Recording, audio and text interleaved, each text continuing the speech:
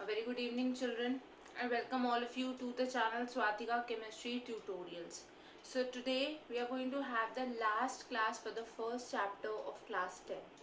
आज हम class 10th का first chapter that is chemical reactions and equations wind up करेंगे. We are going to discuss the last topic that is methods to prevent rancidity. और इसके बाद हम कुछ questions करेंगे, कुछ important questions from this chapter that are asked very frequently. अब children last class में हम बात कर रहे थे the effects of oxidation in our day to day life. ठीक है, हमारी डेली लाइफ में ऑक्सीडेशन के दो कॉमन इफेक्ट्स हमने पढ़े थे which are corrosion and rancidity. Corrosion के बारे में डिटेल में मतलब मेथड्स कौन कौन से यूज कर सकते हैं हम कोरोजन को प्रिवेंट करने के लिए और वेरियस एग्जांपल्स ऑफ कोरोजन वो हम डिटेल में डिस्कस करेंगे in the third chapter that is metals and non metals. आज हम लास्ट डिस्कस करने वाले हैं मेथड्स टू प्रिवेंट रैंसिडिटी, मतलब फूड की जो फैट्स एंड ऑयल्स हैं उनको हम रैंसिड होने से कैसे प्रिवेंट कर सकते हैं. Today we are going to discuss that topic. Okay, so we are going to start with methods to prevent rancidity. Rancidity को हम कैसे प्रिवेंट कर सकते हैं आज हम ये डिस्कस करने वाले हैं. So children, the first important method to prevent rancidity is storing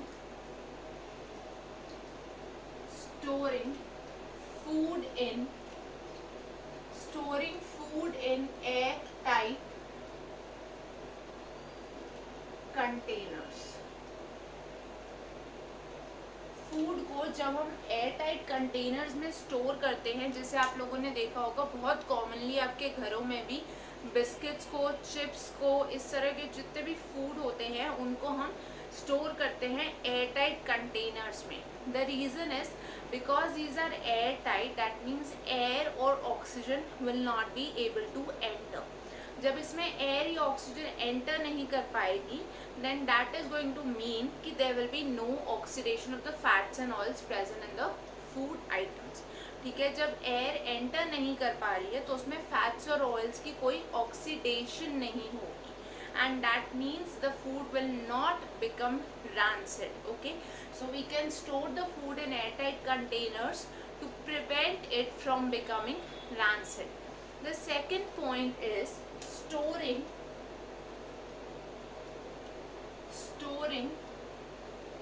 food in refrigerator. Storing food in refrigerator. Children, होता क्या है, for most of the chemical reactions जब हम टेम्परेचर लो कर देते हैं रिएक्शन की जो स्पीड है या जिस रेट से रिएक्शन आकर होगी वो भी डिक्रीज हो जाता है. So like most of these reactions, oxidation reaction also occurs at a slower rate when the temperature is decreased. ठीक है, टेम्परेचर कम करने से जो ऑक्सीडेशन प्रोसेस है वो भी स्लो हो जाएगा. सो जब आपने फूड को रेफ्रिजरेटर में स्टोर करा, that is going to mean कि आपने टेम्परेचर को लो कर दिया. सो जो प्रोसेस है, जो रिएक्शन है वो भी स्लोली अकर होगी. Okay, so storing food in refrigerator means that the temperature would be decreased and that would mean that the process is going to become slower. The next point is storing food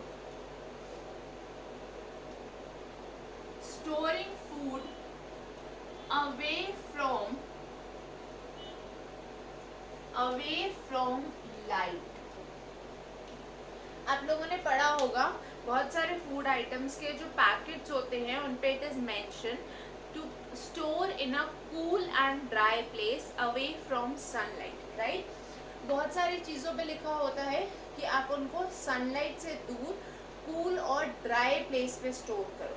सो उससे क्या होगा, जब आपने उसको light से दूर store किया then also the process become slower. Oxidation process slow हो जाएगा अगर वहाँ पे लाइट प्रेजेंट नहीं है. इसलिए जब हम फूड को लाइट से दूर रखते हैं then that also decreases the chances of the food becoming rancid. I hope this much is clear. Next point पे आते हैं, यूजिंग N2 गैस। अब चिल्ड्रन नाइट्रोजन गैस यूज करने से क्या होता है, this nitrogen gas is actually unreactive. ठीक है, जो नाइट्रोजन गैस होती है ये अनरिएक्टिव है, ये हम बोल सकते हैं this has a very low reactivity और it does not react with most of the substances. जो फूड में फैट्स एंड ऑयल्स प्रेजेंट है, you can say unreactive towards fats and oils in food। तो ऑक्सीजन तो इन fats और oil से react कर जाता है, बट ये जो नाइट्रोजन गैस हम यूज कर रहे हैं this will not react with the fats and oils present in food. तो ये क्या करेगा, ये फूड को रैंसिड नहीं होने देगा। ठीक है, ये फूड के साथ जब रिएक्ट नहीं करेगा तो food will not become rancid. Okay, and this is also going to prevent the oxygen from entering। जब नाइट्रोजन ने सारी स्पेस ऑक्यूपाई कर ली तो ऑक्सीजन के लिए कोई स्पेस नहीं बचेगी। Okay, and there is no space for oxygen, that means oxidation नहीं होगी and hence the food will not become rancid। so this is commonly seen in packets of chips. तो जो चिप्स के पैकेट्स होते हैं आपने देखा है वो नॉर्मली पफ्ड होते हैं और उस पर ये भी लिखा होता है that if they are not puffed you should not be buying them. The reason is उनमें नाइट्रोजन गैस इंसर्ट की जाती है या नाइट्रोजन गैस फ्लश की जाती है so that the oxygen can not enter and rancidity can be prevented. Okay, last point is using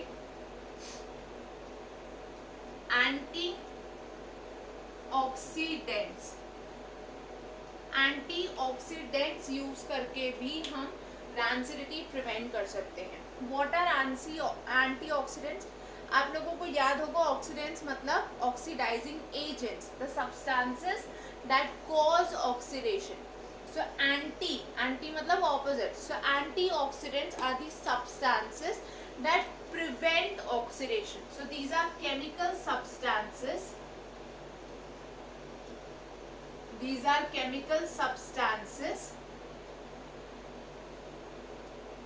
that prevent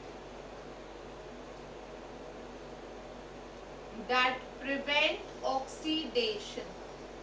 जो chemical substances oxidation को प्रिवेंट करते हैं वो होते हैं एंटीऑक्सीडेंट्स। ठीक है, so these can prevent rancidity of the food. आपको इनके दो नेम्स याद करने हैं और you need to remember the names of two common antioxidants. ठीक है, not the structures, only the names. Okay, structures अब हायर क्लासेस में देखोगे, अभी आपको सिर्फ दो एंटीऑक्सीडेंट्स के नेम्स याद करने हैं। These are BHT and BHA। BHT and BHA। BHT is butylated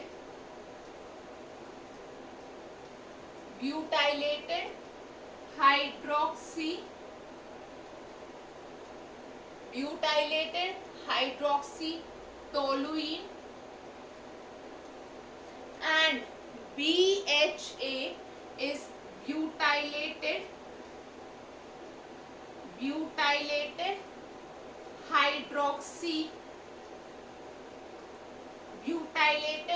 hydroxyanisole। BHT होता है butylated hydroxytoluene and BHA is butylated hydroxyanisole। so ये दो कॉमन एंटीऑक्सीडेंट जब फूड में ऐड किए जाते हैं then that prevents the food from getting rancid। ठीक है, I hope children this is clear to everyone। with this the theoretical part of the chapter is over। now we are going to discuss some important question जो आपके school exams में, आपके pre boards पे सब जगह पूछे जाते हैं. Okay, the language can be altered, but more or less the questions will be very similar. So let us start with the first question.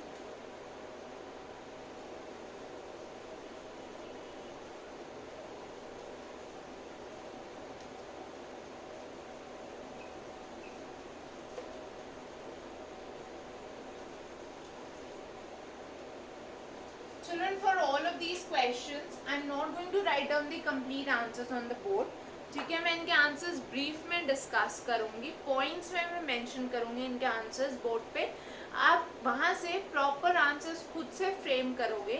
And still if you have any doubts then you know that you can post them in the comment section और you can mail them on the official email ID. ठीक है, so let us start with the first question. Question number 1 is why is it necessary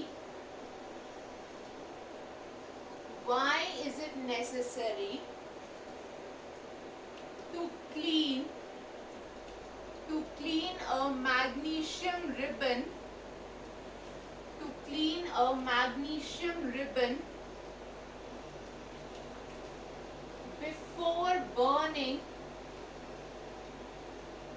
before burning it in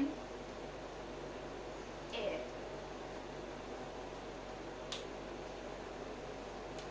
Why is it necessary to clean a magnesium ribbon before burning it in air? तो children, सबसे पहले what is the meaning of magnesium ribbon? Actually magnesium ribbon is a thin strip of magnesium metal. ठीक है, जब हम combination reaction study करते हैं, so one of the important combination reaction is the burning of magnesium in air. मतलब magnesium ribbon की air के साथ या एयर में जो ऑक्सीजन प्रेजेंट है उसके साथ reaction. Remember, burning in air का मतलब है बर्निंग इन ऑक्सीजन, क्योंकि जो नाइट्रोजन है एयर में वो तो रिएक्ट करेगा नहीं, वो तो अनरिएक्टिव है in most of the cases. ठीक है, और हमें पता है बर्निंग के लिए oxygen is very important. Oxygen is a supporter of combustion, वो बहुत ज़रूरी है. And in the absence of oxygen there will be no burning, right? So that is why we are saying burning in air और burning in oxygen. अब children, जब भी हम magnesium ribbon use करते हैं उसको हम क्लीन किससे करते हैं? सैंड पेपर से, जिसको हिंदी में हम बोलते हैं रेगमार. जो आप लोगों ने देखा होगा, इट्स अ रफ पेपर. ठीक है, रफ टेक्सचर वाला पेपर होता है. और इससे हम क्या करते हैं, जैसे पेंट होता है घर पे या कहीं पे भी जब पेंट होता है तो we remove the previous layers of the paint using a sandpaper. ठीक है, फ्रेश लेयर कोट करने से पहले पुरानी जो लेयर्स होती हैं वो रिमूव की जाती हैं यूजिंग अ सैंड पेपर, जिसको हिंदी में बोलते हैं रेगमार. This is used to clean a magnesium ribbon before it is burnt in air. ठीक है, अब यहाँ पे क्या क्या होता है मैग्नीशियम रिबन पे? Actually there will be dust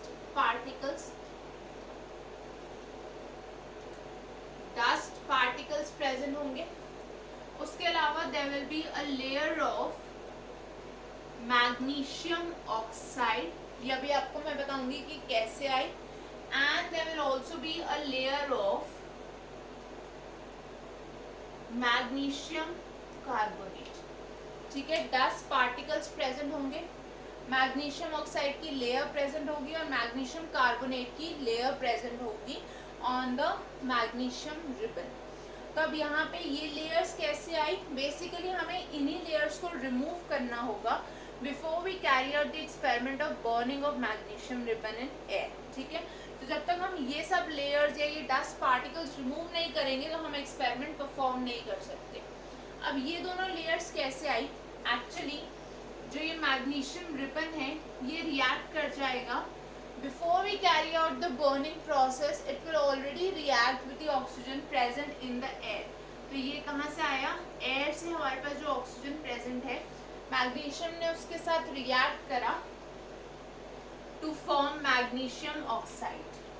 ठीक है, मैग्नीशियम ने इस ऑक्सीजन के साथ रिएक्ट करके मैग्नीशियम ऑक्साइड बनाया. ये जो मैग्नीशियम ऑक्साइड की लेयर है इसको हमें रिमूव करना होगा. बैलेंस्ड इक्वेशन हो गई ये, ठीक है। अब चलो ये जो मैग्नीशियम ऑक्साइड की लेयर यहाँ पे ऑब्टेन हुई, this can further react with the carbon dioxide again from air, ठीक है। एयर में जो कार्बन डाइऑक्साइड प्रेजेंट है, ये मैग्नीशियम ऑक्साइड की लेयर इस कार्बन डाइऑक्साइड के साथ रिएक्ट कर सकती है टू फॉर्म मैग्नीशियम कार्बोनेट, ठीक है। इससे हमें पता चल रहा है कि ये दो लेयर्स भी प्रोड्यूस हो रही हैं even before we burn this magnesium ribbon, ठीक है। ऑल्दो रिएक्शन बहुत स्लो होगी बट स्टिल अकर तो होगी। इसकी वजह से ऑलरेडी ये लेयर्स प्रेजेंट है मैग्नीशियम रिबन पे, and thus the reaction cannot be performed और thus the process of burning cannot be performed, ठीक है। That is why to remove all these layers we use a sandpaper and we clean the magnesium ribbon before it is burnt in air. I hope this first question is clear to everyone. Let us now move to the second question, that is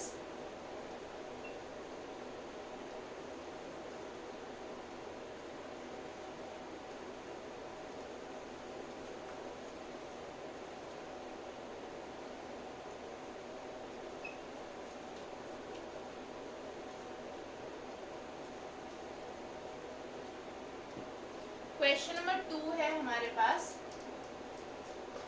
state whether the statement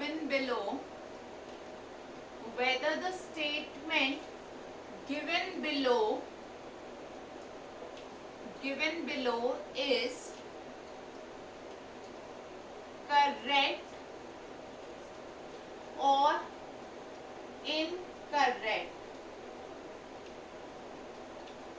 जो statement मैं यहाँ पे mention कर रही हूँ वो आपको बताना है इज इट करेक्ट और incorrect. The statement is an equation can be balanced,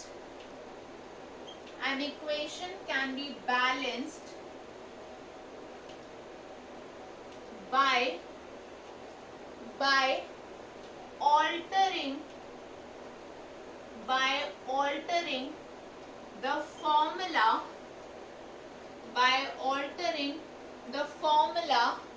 of a reactant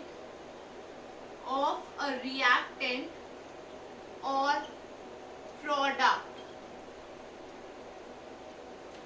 ठीक है। क्वेश्चन में हमें स्टेटमेंट गिवन है कि कोई भी इक्वेशन अगर हमें बैलेंस करनी है तो हम किसी रिएक्टेंट या प्रोडक्ट का फॉर्मूला ऑल्टर करके उस रिएक्शन को बैलेंस कर सकते हैं।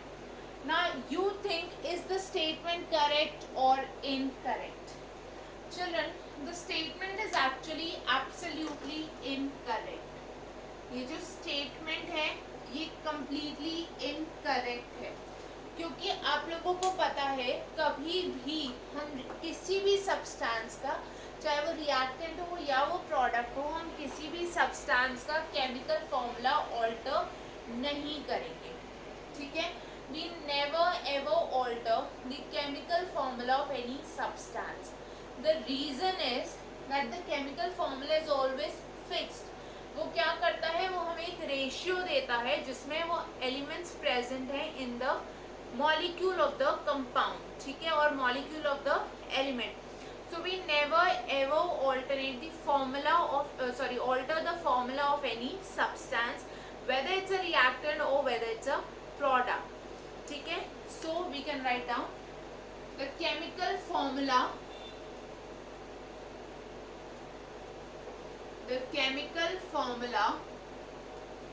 of any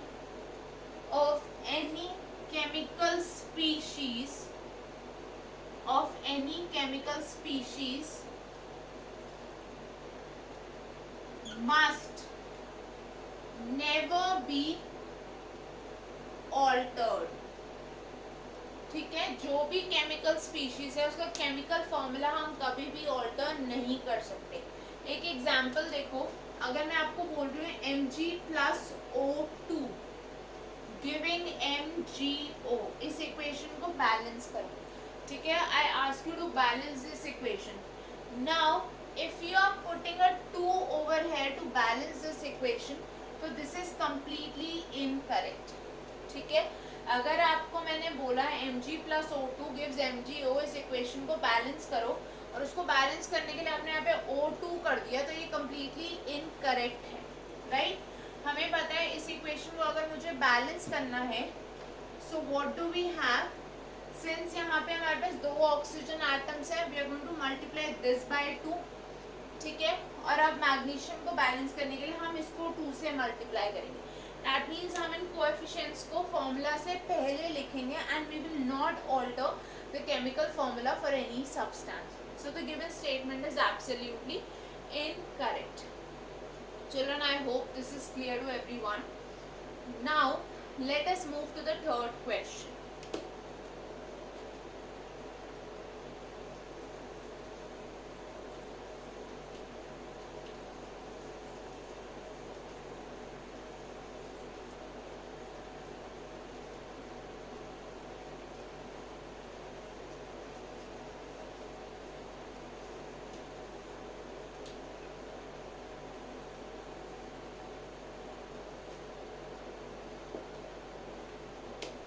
Question number 3 is translate या इसको ऐसे भी लिखा हो सकता है, convert the following statements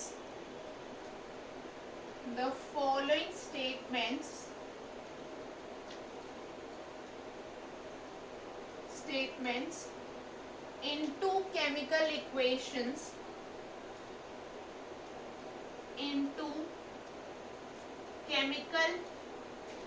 equations and then balance them. मतलब चिल्ड्रन, आप लोग को कोई भी केमिकल इक्वेशन, कोई भी स्टेटमेंट गिवन है, उसको आप केमिकल इक्वेशन की फॉर्म में कन्वर्ट करोगे और उसको बैलेंस करोगे, ठीक है? So the first statement that is given to us is hydrogen sulphide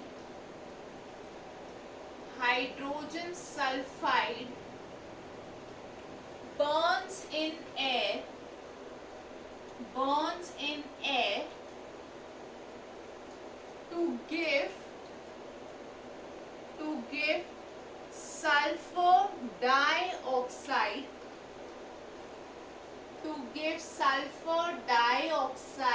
and water. ठीक है, हाइड्रोजन सल्फाइड एयर में बर्न होती है तो हमें क्या मिलता है, सल्फर डाइऑक्साइड एंड वाटर. अब चिल्ड्रन, इस स्टेटमेंट को सबसे पहले हमें कन्वर्ट करना है into a chemical equation. So what do we have, hydrogen sulphide burns in air. अभी मैंने बताया बर्न्स इन एयर का मतलब है रिएक्शन विद ऑक्सीजन, ठीक है? तो हमारे पास आया यहाँ पे H2S प्लस O2, ठीक है, H2S की रिएक्शन विद O2, तो यहाँ पे हमें मिल गया H2O प्लस SO2, ठीक है, H2S प्लस O2 रिएक्ट करेंगे तो हमें मिलेगा H2O प्लस SO2. तो यहाँ पे हम देख रहे हैं हाइड्रोजन ऑलरेडी बैलेंस्ड है, सल्फर भी ऑलरेडी बैलेंस्ड है on both sides of the equation. जो अनबैलेंस्ड है दोज आर ऑक्सीजन एटम्स.